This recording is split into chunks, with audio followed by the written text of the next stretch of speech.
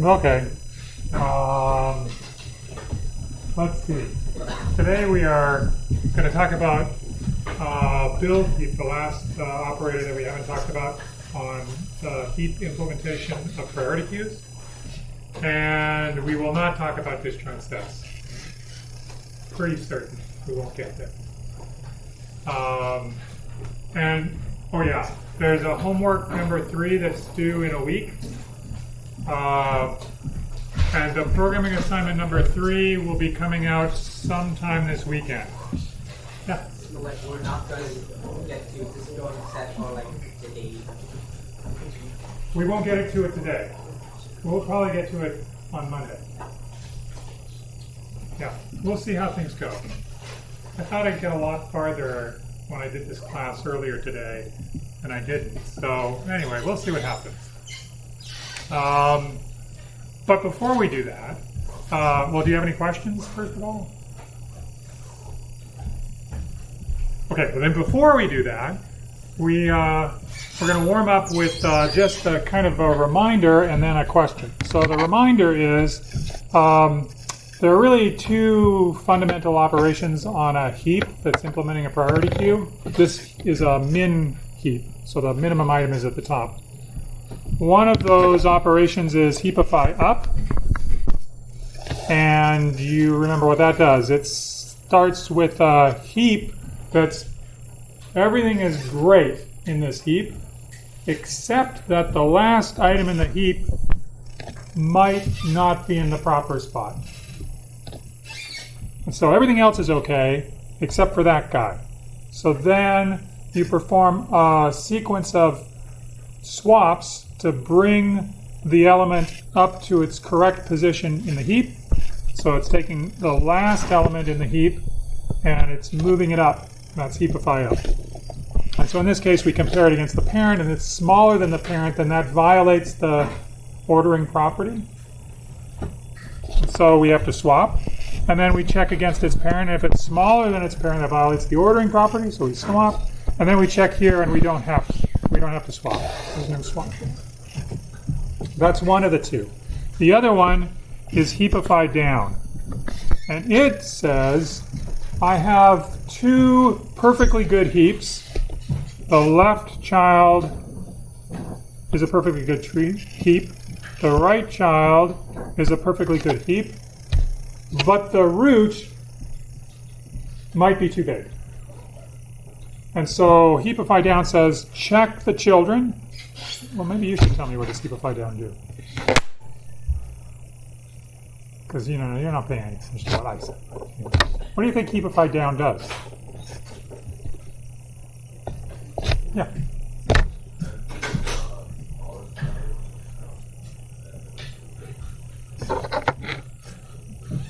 Yeah, it checks the smallest value child, and if its value, like 10, is bigger than that smallest child's value, like 4, then it swaps.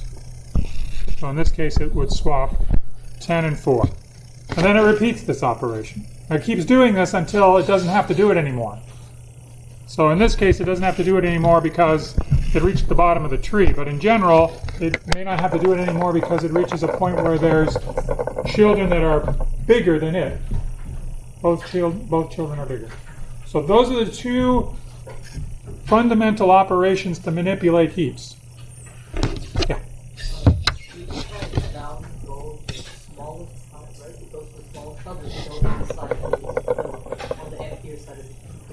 It goes to the smaller child, because if it didn't, it would not have the heap property.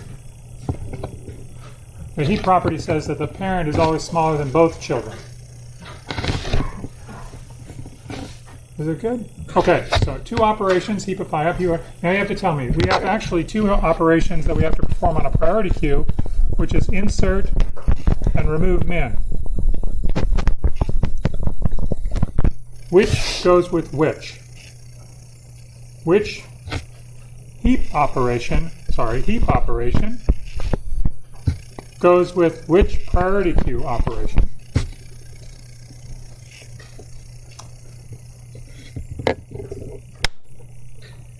I'll give you like 20 seconds to think about this. Maybe you already know all this.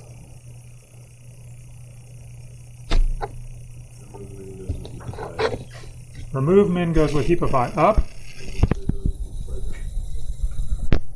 Remove min goes with heapify up.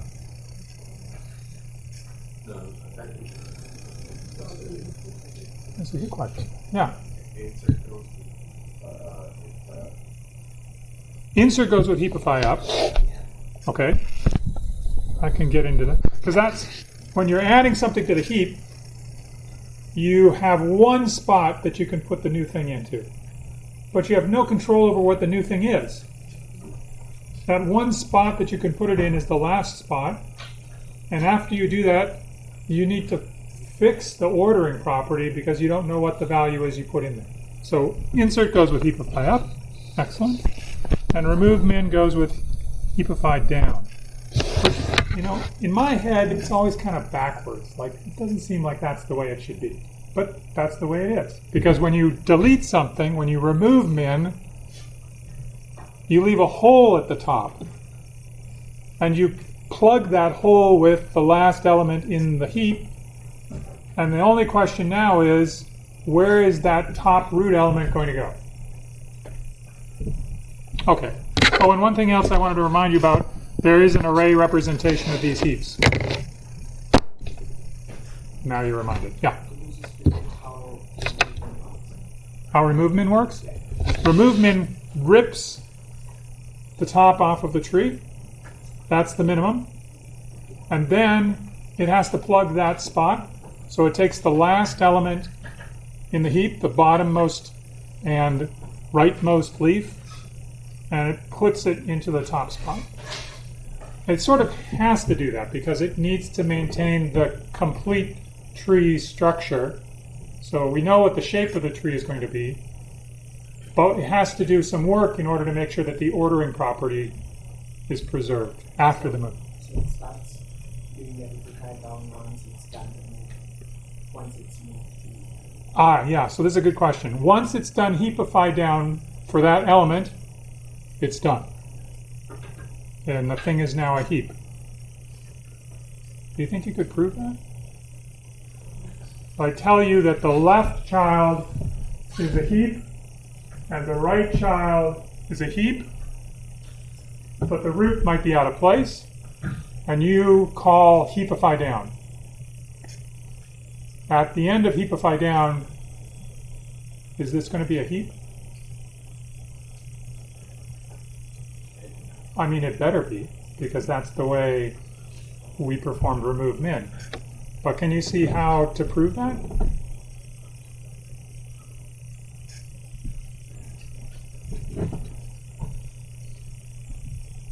This is not so easy. There's some invariant that you're working with, right? When you perform a swap that brings the item down, there's an invariant that you're preserving or maintaining or creating about the ordering property that's about the nodes that you visited on that path so far. It's actually a good question to think about, but we don't have time to think about it. But maybe I'll put it on some sort of, well, let's see, the only thing I have left is a programming assignment and a final exam. Oh well. Okay. Yeah, save it for next year. Okay. Okay, but anyway, this was just to remind you about the operations that are in a heap and how much, how much time do they take? Yeah, if there are n nodes in the heap, they take log n time. Because it's a complete tree with n nodes, we know that its height is at most log n. We can also think of it as the operation takes time which is proportional to the height of the tree, in the worst case. Is it good? Is that, everybody remembers? Okay. So now, last time we just started thinking about the following problem, which was, if I give you an input array that's completely out of order, and I want to change it into a priority queue, so somebody gives you an array of elements with priorities, and you want to throw that whole array of elements into a priority queue, you can do that by interpreting the array as a heap. Except nothing's in the right order. The structure is correct, but nothing is good. Or lots of things are bad. In this case, everything that's red is bad. So you can fix the heap ordering property, and we talked about this last time in sort of 3 different ways. One is you can sort the array. Okay. One is that you can sort the array. How much time does that take? Thank you.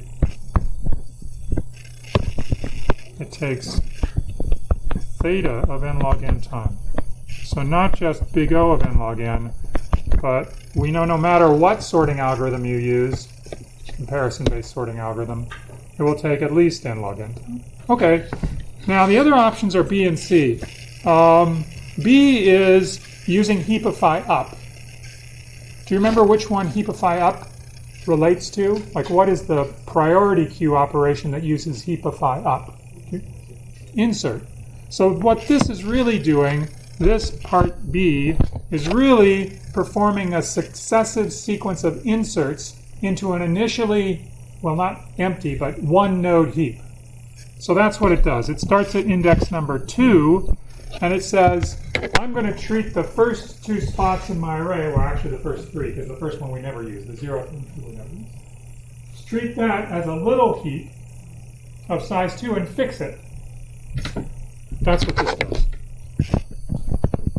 And then it goes on to the next element, and it inserts it into the existing heap, and it does heapify up in order to put it into the right spot.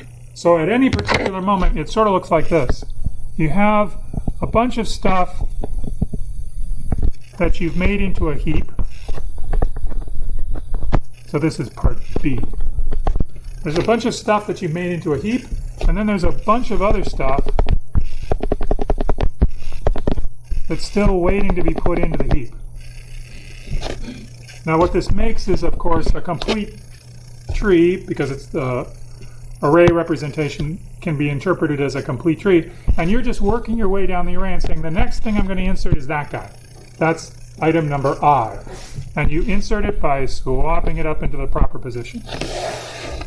And it does that repeatedly. So then it moves on to the next one after it's done that one, and it swaps it up into the... Okay? How much time does this take? N log n. Each one of the insert operations takes at most time log n, and there are n of them. So this will certainly take time big O of n log n. But in fact, it also takes time theta of n log n. Some of those insertions are quick, but there aren't very many that are. Like the ones at the very top of the tree, those are quick, because the tree at that point is just really tiny. It's like 2 things. So that's very fast. When I is small, that insert operation is constant time when I is constant. The problem is that there are many, many trees that we're inserting into that are big, because once we get down to the leaves, the bottom things, how many leaves are there in this tree? If n is the total number of nodes in the tree, how many leaves are there? Probably something like close to, approximately, n over 2. About half of the nodes in the tree are leaves. So about half of your operations are on things that are log n height inserts, the log n height inserts. So that's also theta of n log n. This one is looking similar. It's the same thing, it's just using heapify down. So heapify down is the thing that's associated with remove bin. But what it really is doing is it's trying to build the trees from the bottom up. It's trying to build heaps from nothing bottom up. And so it looks sort of like this. It starts off by thinking every single node leaf in the tree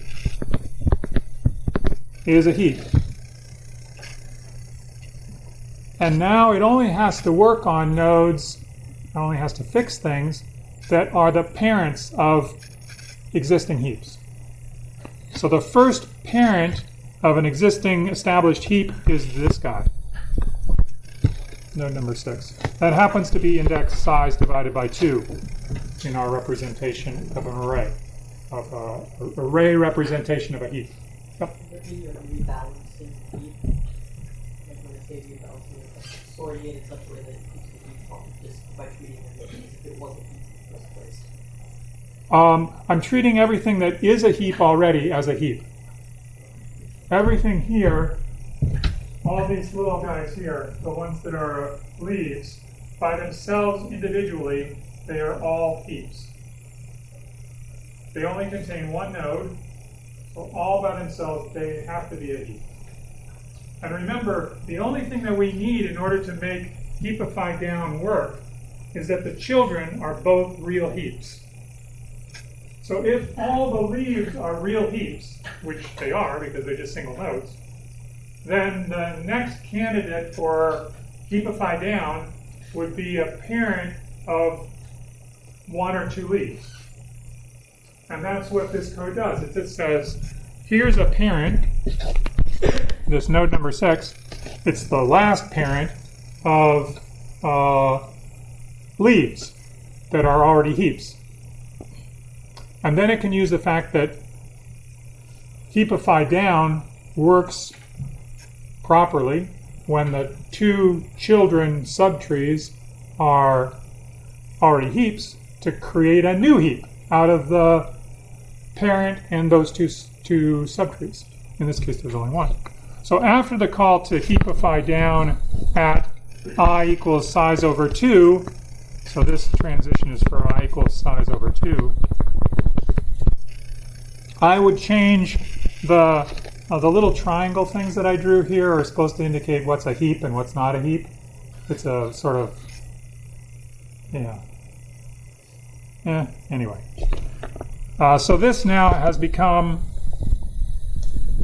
a heap after that call to heapify down. The 2, or the 6, gets swapped with the 2. Is this okay? What's the next node that has this property that its children are subtrees that are already heaps so that we can call heapify down?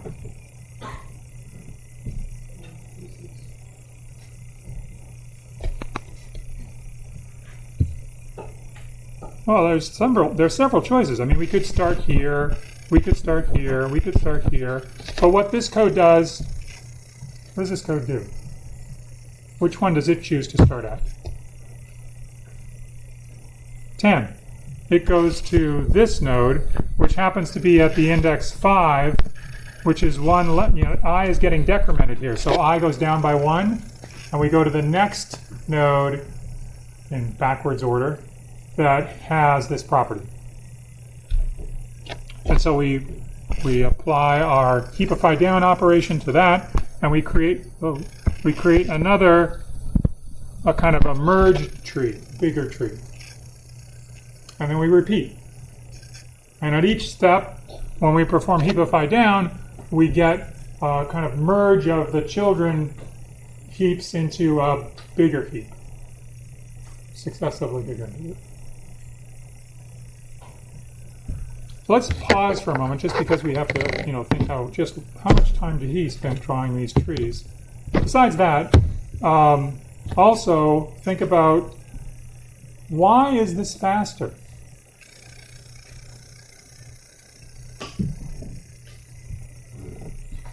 I mean, heapify down is not any faster than heapify up.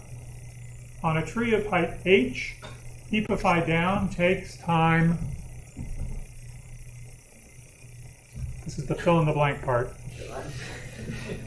I knew you weren't paying attention. It's Friday, and it's like a long weekend. It's Friday after midterm, and there's a long weekend, and it's like all the deck is stacked against me here. It's like, if I could sing and dance, I would. Actually, no, never mind. But if I give you a heap of height h, and I ask you how much time does heapify down take on that heap? Yeah, you would say log n, but it's h. Oh, yeah, right. Yeah, Just log in. Yeah. Okay. Right. It's a heapified h. Okay? Same time as what heapify up takes. So why is it that this is faster? Yeah. Okay. Can't really explain why, but one difference here is that we're operating on things in the array that are higher up in the tree. So we're going from like the middle and working towards the top, and then working with the leaves. And we're doing half as many operations like we're calling by happening by up. So we need that difference. Okay, this is all great. So let me just synthesize what you just said, which is sort of one thing is that we're not calling anything on the leaves of the tree. That right there is a big savings, because half of the tree is in the leaves. Okay, but half of n log n is still n log n, so no big deal there. But there's something else that's going on here, which is that the majority of the leaves in this tree are down low. They're not very, they don't have very much height. The nodes are very low in the tree. Only very few nodes are high up and have high height. So I've been drawing these trees like triangles, and I think that that's not a good image for you to have in your head for these types of trees. These types of trees are not triangles. They look more like this. They're exponentially growing things. In a tree, the number of leaves is huge if it's a full, complete binary tree. It's twice as many as the level before it. So it basically eats up the leaves. There's just as many as the rest of the entire tree together. So it's growing exponentially like this. So it's like a, I don't know what that is. It's like, yeah, nah. Anyway, it looks like this. Lame. I don't know. Should come up with like, the only thing I can think of is pawns in the chess game, you know, that are sort of like this. They have that, but it's even more than that. It goes like this. Anyway. So that's the way you should think of it. All of the work in this algorithm is going from the bottom up, and it's doing work that's proportional not to what's above, the height of what's above. It's doing work that's proportional to what's below, because it's working to build the little heaps into a little bit bigger heaps. If you were to asymptotically argue why you find out or creating heaps together, can you say that every time you go up one level, you have to do half as many operations, and the number of times you're halving the operation happens 8 times? And H No. No. If I go up one level in the tree, what is the effect on the number of operations that I have to perform for nodes at that level with respect to the ones below?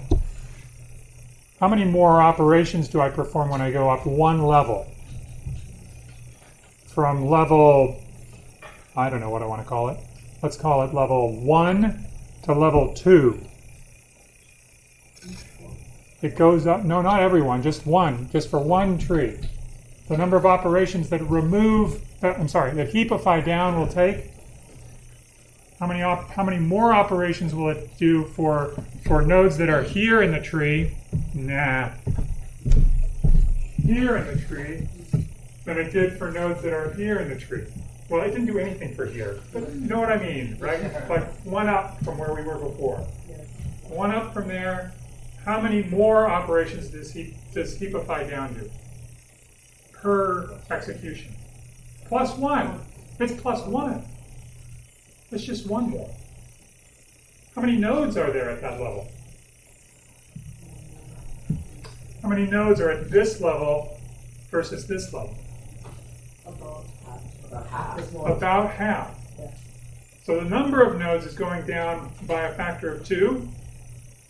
The price that you're paying is going up by 1. So if the price you were paying was going up by 2, you would be out of luck. This would not be linear time. the price that you're paying is going up by just 1.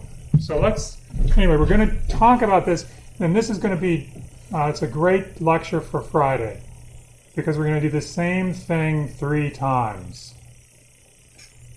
It's not terrible. But anyway, this is a very interesting analysis, and we're going to do it 3 ways. Here's the first way. This is sort of like what we were just talking about. If I look at a heap, okay, I have to be careful here. Heapify down is called on, it's not called on heaps, it's called on nodes whose children are heaps. So this should really say heapify down on a almost heap. And now an almost heap is only the root is out of place. Maybe. It may not be, but it's only the root that has to be moved. And so it's exactly the situation when heapify down works. It works when the only thing that's problematic is the root. So if I perform heapify down on an almost heap of height I, how much time does that take? How many steps? You can just yell it out. It'll wake everybody up. I. I like the knee-jerk reaction. Everything I ask is log in. It's going to be fun on the midterm. Okay, so if the heap of height I takes I steps, we want to count the total number of steps. So we need to know how many times I'm going to call heapify down on heaps of certain, these are, again, are not heaps, these are on almost heaps. How many times I call it on almost heaps of a particular height. Now, I use the passive voice here, which is never a good idea. Heapify is called. It's not that heapify is called, it's that build heap calls heapify. So build heap, whoops, that's not actual build. Build heap calls, so build heap calls heapify a certain number of times on a heap of height. So the original tree is a heap of height h. Build heap will call heapify down how many times on an almost heap of height h?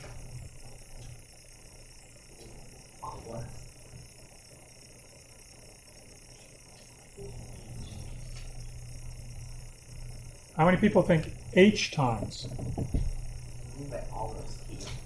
Almost heap means everything except for the root is a heap. So that this left subchild is a heap, the right subchild is a heap, but the root might be the number 10, a really big number, and it has to go down. So remember, this is how it works. It makes these guys into heaps, and so that it can call on the root of heaps to fix it. So how many times does build heap call heapify down on a almost heap of height h? H times? 3 times? 1 time? It's Friday? There's only one tree in this entire thing that has height h. So it can't be more than 1. And in fact, the final remove, if I looked at this piece of code, the final value of I, when I is equal to 1, is a call to perform heapify down at the root of the tree. So this is the last call to heapify down, which I actually haven't shown here. This is the precursor to the call. But that's where that call is going to happen. And there's only one, because there's only one root that's at that, there's only one node that's at that type of height. So this happens 1 time. How many times could it occur that build heap calls heapify down on nodes that are at height, or heaps, almost heaps that are at height h minus 1? How many times?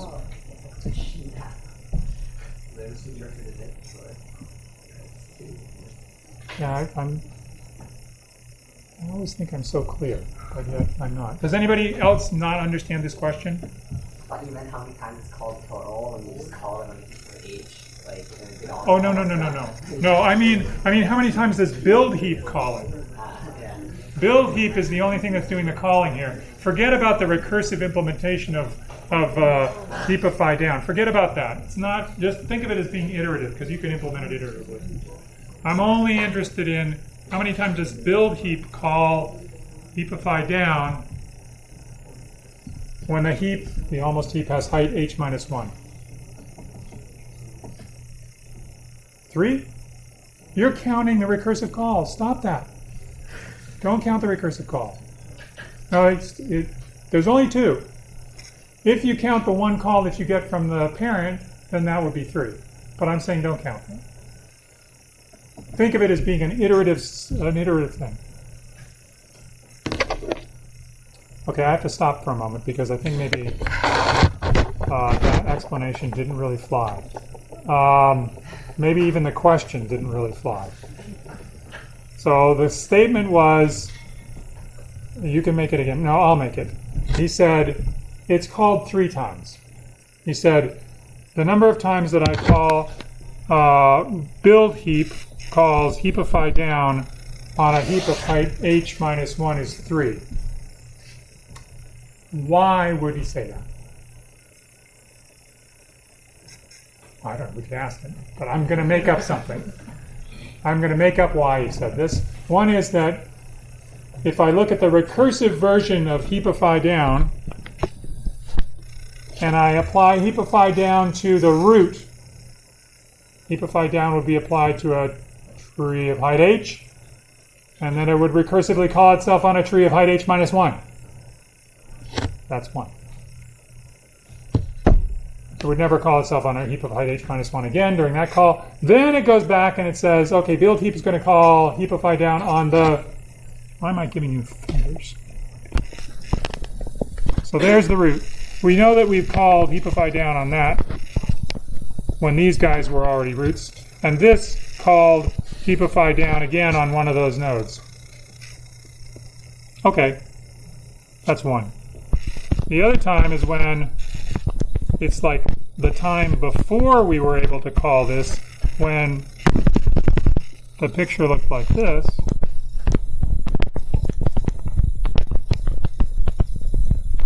We had already fixed the heaps, those little heaps there, but we hadn't fixed the children of the root yet. And build heap calls heapify down on that node, and build heap calls heapify down on that node. And so we get 1, 2, 3 calls to heapify down at a height of h minus 1. Everybody understand now? So his question was, why isn't this 3? And I said, I completely dismissed your suggestion, but it actually is correct, except for the fact that I changed this into build heap calls heapify down. And who called heapify down here? Heapify down did, not build heap. See how clever I am? Ha! So the answer is not 3. How many times does build heap call heapify down? 2. At most 2. Don't say 4. No, that's different. Yep. So we just showed you that if heapify down only goes to the smallest of his children, why would you even have to, wouldn't one be the highest value to get? No. The running time of heapify down is what? If I tell you to run heapify down on a tree that has height h, what is its running time? No, h. Okay. You got to fix that name. Yeah. So it's not 1, it's h. It doesn't just do one swap, it goes all the way down. So it's h, whatever h is. But if I tell you that I'm interested in almost heaps of height h minus 1, then fixing those will take me time h minus 1, and how many of them are there? 2. Because that's as many nodes as there can be at that level of the tree. You could think of it as levels of the tree, right? The top level, there's one node. Level way up here, h. Second level, h minus 1. It's not really h minus 1, it's level 2, but you know what I'm talking about. H minus 1, there's 2 nodes. Third level, at h minus 2, that's got 4, at most 4. How many are on a heap of height 1? How many calls does it make on a heap of height 1, at most? If the original tree had height h, 2 to the power h minus 1. If I look, for example, at the total, like this tree isn't exactly the worst case example. This would be a more worst case example. If I look at this tree, it has height 3, and the number of nodes that are the roots of almost heaps of height 1, that's what I'm asking here, height 1, is the height of the 2 to the height of the tree, which is 8, but divided by 2, 4. So 2 to the h minus 1.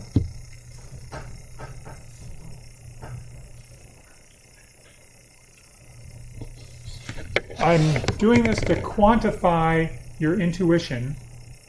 This process is quantifying your intuition that the number of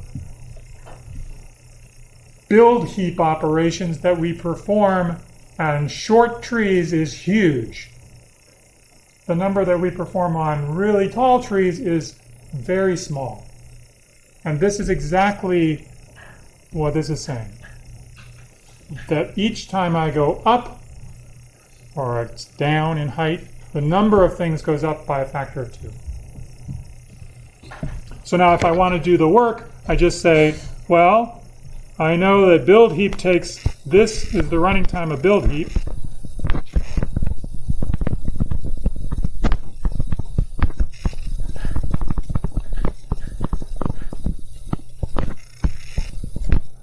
For one call to build heap at that level, on that height. And so I tell you how many times, this is the number of calls, and you have to multiply. So I'm getting 1 times h plus 2 times h minus 1 plus 4 times h minus 2 plus 2 to the h minus 1 times 1, which turns into a summation, this summation. The sum from I equals 1 to h, I is the height of the number of nodes at that height. So this part right here, that's the number of calls. And this part is the cost, let's call it the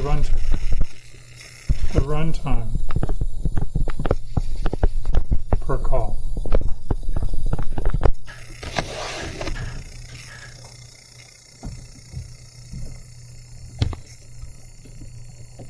Have you seen this summation before? Do you recognize this at all? How many people recognize this summation?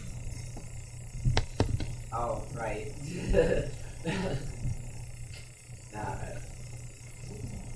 Yeah, what was it? Assignment 1, question 2, E, I think.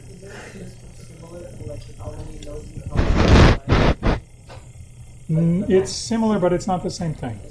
No, because I'm multiplying powers of 2 by essentially indices like I, which are being treated in the exponents. Well, you saw this before as homework 1. I don't remember what question it was, but it was the hard summation question. The one that required you to do lots of stuff. And I don't know. Anyway, that's why we did it. So that you would remember that at this point and say, oh yeah, I remember that. It didn't work, but that's okay. Because we're not even going to look at this. But in any case, the answer is it's something like 2 to the h plus 1. And h is log n, so this is about order n. So this is one way of arguing that the running time is order of n. I know you want to see the next way. Maybe not. Here's another way to do it. You could do it recursively. It's not that the build heap operation, the build heap algorithm is not a recursive algorithm, but you can interpret it as a recursive algorithm. What you can think of build heap doing is saying, I'm going to build the left child into a heap, recursively.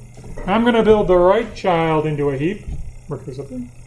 And then I'm going to perform heapify down on the root to make the whole thing into a heap. So it performs left child, turn you into a heap, right child, turn you into a heap, heapify down. I will do the base case. It's never called on anything that's of height 0. It's only called on things that are of height 1. Now you get to do the recurrence relation.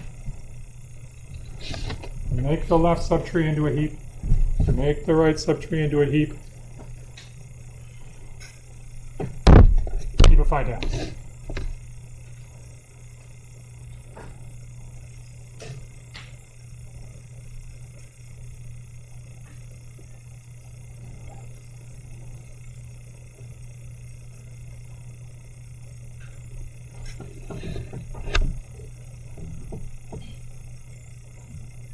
This is a good thing to do. It's a good thing to understand these sorts of ways of thinking about algorithms, partly because it makes it easier to analyze their running time sometimes, partly because it makes it easier to understand the algorithm. You sort of understand what the invariants are better if you understand it in this kind of recursive way.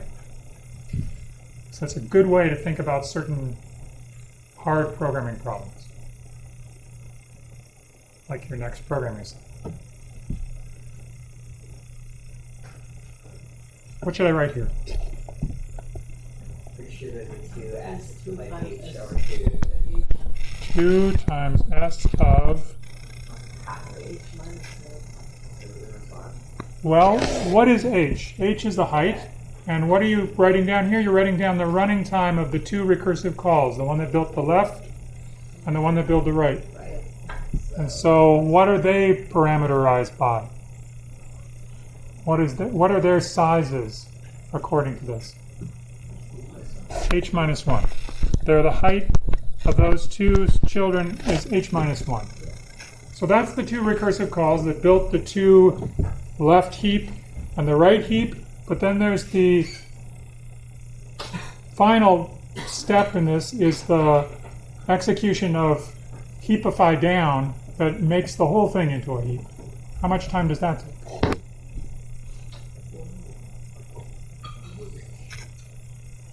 Yeah. H, the height of the tree that you've started with. The one that was the almost a heap after the recursive calls. It's almost a heap. Okay, so now you've done this, and now you does anybody have a question about this? This is a breakdown of a piece of code into analysis for its runtime. Yeah? Do you have a question? Okay. Yeah. What if the right subtree doesn't have the same height as the left subtree? Oh, what if the right subtree doesn't have the same height as the left subtree? What could the height of the right subtree be? With less than one. I mean, like one is less than the left subtree. Yeah, it could be shorter. It could be smaller. So, what should I really write here? Which I did correctly at the next claim, but I didn't do correctly in the root transformation. So you're absolutely right.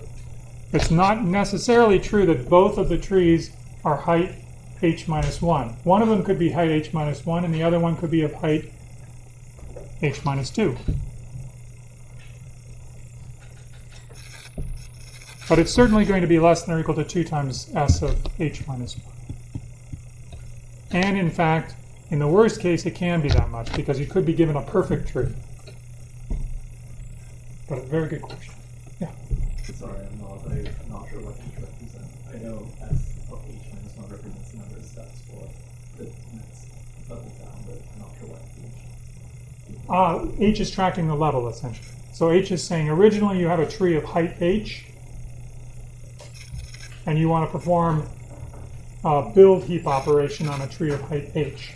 To do that, you perform build heap on a tree of height h minus 1, which is its left. You build heap a tree of height h minus 1, which is its right child. And then you perform some operation, heapify down, on a tree, the original tree, to put the root in its proper position, and that tree has height h. So h is occurring as a parameter to tell you the height of the subproblems, which is 1 less than the height of the original. And it's occurring to tell you that the original was height h, so that that's the running time of the heapify down that you perform. So does h represent? H represents the height of the h is the height of the tree. It's the height of the original tree. So if I gave you a tree that was height 27, and I wanted to know how much time is build heap going to take on that tree of height 27, you would plug 27 into that recurrence relation and solve it. It would take you 26 steps, but you would eventually get the answer.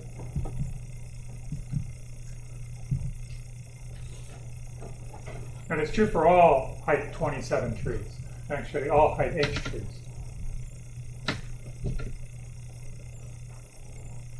Are you upset because I'm using h instead of n? No, I just don't understand h, because what I understand from h is that it takes h steps to call